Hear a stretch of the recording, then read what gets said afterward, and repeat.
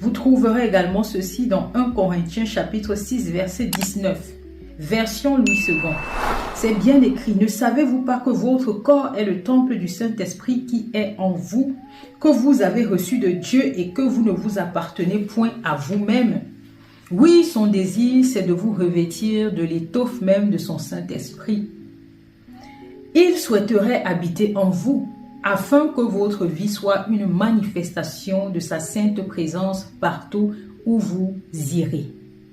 Est-ce que vous comprenez cela? Il veut être en vous.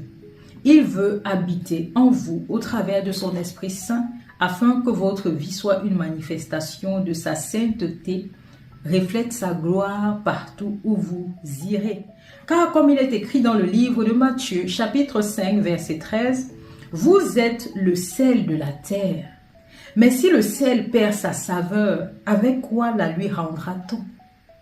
Et il ne sert plus qu'à être jeté dehors et foulé aux pieds par les hommes. » Vous voyez, si vous recherchez vraiment Dieu, il faut comprendre votre but réel. Pourquoi cherchez-vous Dieu?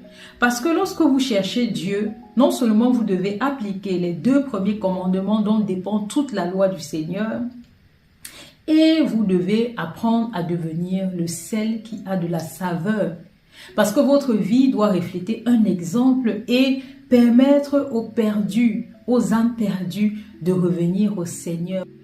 Donc vous qui vous dites être des personnes qui croient en Dieu, vous devez être des exemples. Votre comportement doit refléter l'amour du Christ, ce même qu'il venait sur terre pour nous enseigner.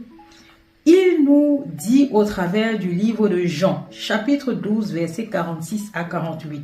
Écoutez très bien.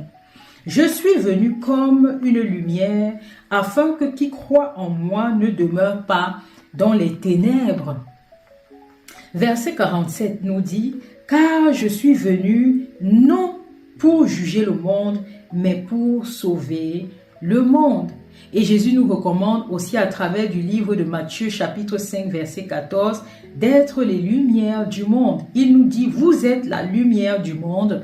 Une ville située sur une montagne ne peut être cachée. Et on n'allume pas une lampe pour la mettre sous le boisseau, mais on la met sur le chandelier et elle éclaire tous ceux qui sont dans la maison. À votre avis, pourquoi Jésus est venu comme une lumière? Parce que le monde était plongé dans les ténèbres. Le monde était plongé dans le péché. La haine, la colère, la jalousie,